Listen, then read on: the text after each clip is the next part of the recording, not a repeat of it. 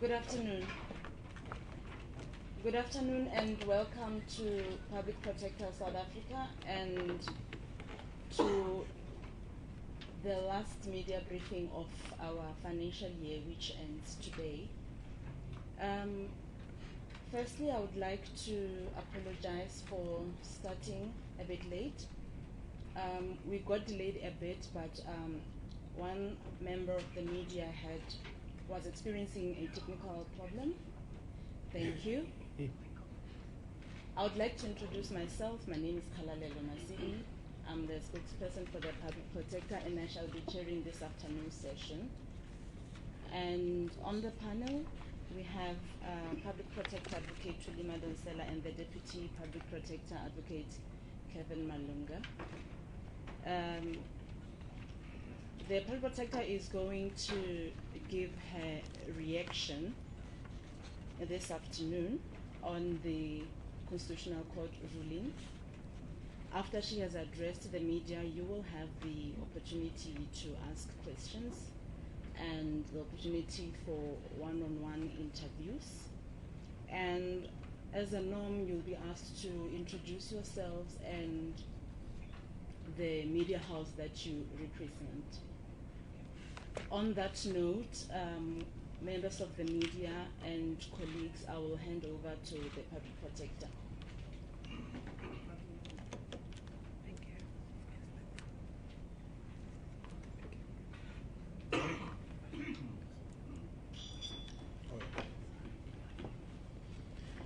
Ladies and gentlemen of the media, people of South Africa, the Public Protector team is grateful for your presence and continued interest in its work. We believe that with every news report on the activities of the Public Protector, somebody, somewhere, among the 54 million people in this country gets exposed to the work, role, and services of this important constitutional institution. Today is the day the Constitutional Court restored hope in the constitutional dream for every Gogo Dlamini out there who needs to rely on the Public Protector to hold government accountable for improper conduct that has wronged her or him. They now know that the Public Protector is not a gate to nowhere. Today is a historical day for all the people of South Africa and for this constitutional institution. It is historic because our Constitutional Court, the ultimate guardians of our Constitution, has confirmed the supremacy of the Constitution and the rule of law in this country. The Court has made it clear that the Constitution and the law apply to everyone, irrespective of who and where they are. Today's judgment by the Constitutional Court confirms what was said by this very Constitutional Court during the certification judgment. Then the Constitutional Court said the following: the independence and impartiality of the Public Protector will be vital to ensuring effective, accountable, and responsive government.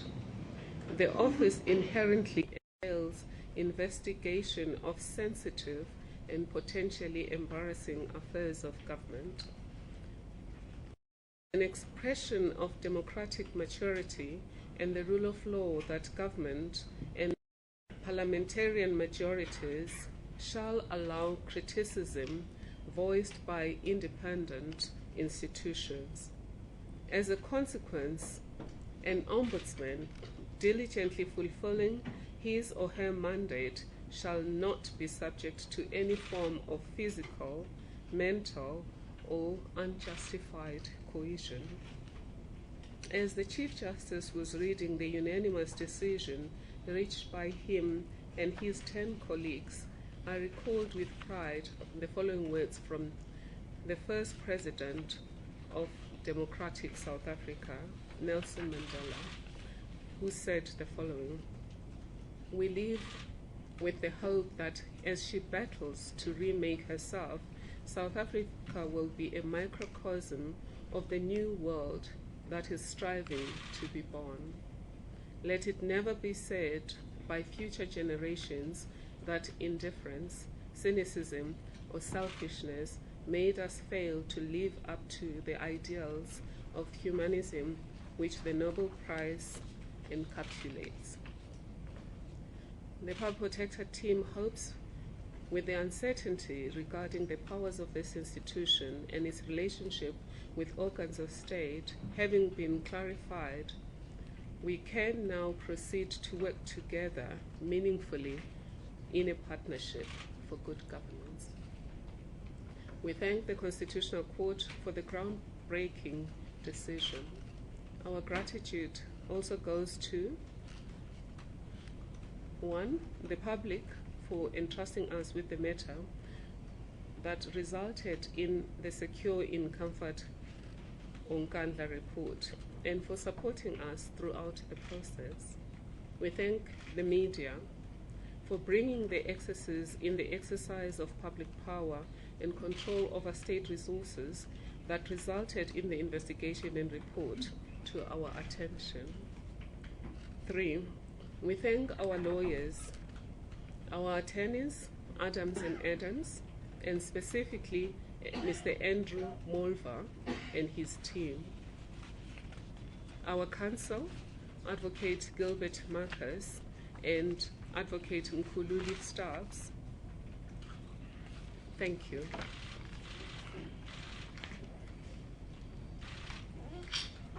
Thank you, Public Protector.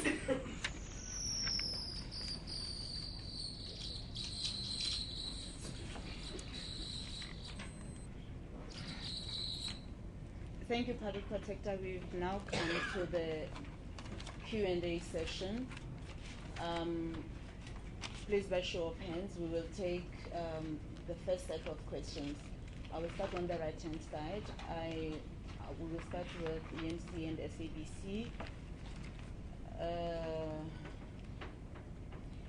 Yes, over to you. Public Protector, it's Leonard from EMC. I have about 3 questions for you. I mean, the Chief Justice really described your office as the David taking on the Goliath of corruption. You made it clear that your role in your office is to uphold the Constitution. Now that the President has been found to have failed in doing that and violated the Constitution, do you then think that he is fit for his office or to lead the country? And then also the second question, you're obviously coming to the end of your office in October, if I'm not mistaken. And finally, we have certainty about your powers. I mean, how does it make you feel so later into your term of office? And also, yes, there has been a decision that the Treasury will have to determine just how much money is going to be paid back. In your Secure and Comfort report, you did mention, I think it was a sum of like 10 million rand. Will you be, I guess, helping in that process in terms of how much the President is going to pay? And do you still think that the amount that you did state in that report is still the amount that should be paid? Thank you.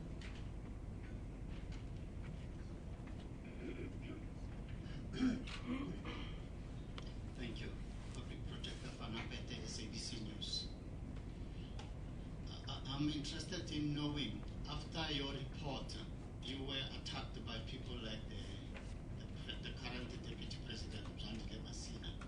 You were attacked by KB Mapatso. You were attacked by your learned colleague, Advocate Matole Motshekga.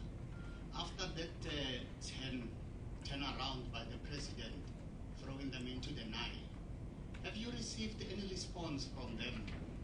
And if so, what did they say? And what is your attitude towards all what they said about you? The second question is going to be, would you take us through the day you met the President when he made this turnaround that he's now willing to pay? Thank you.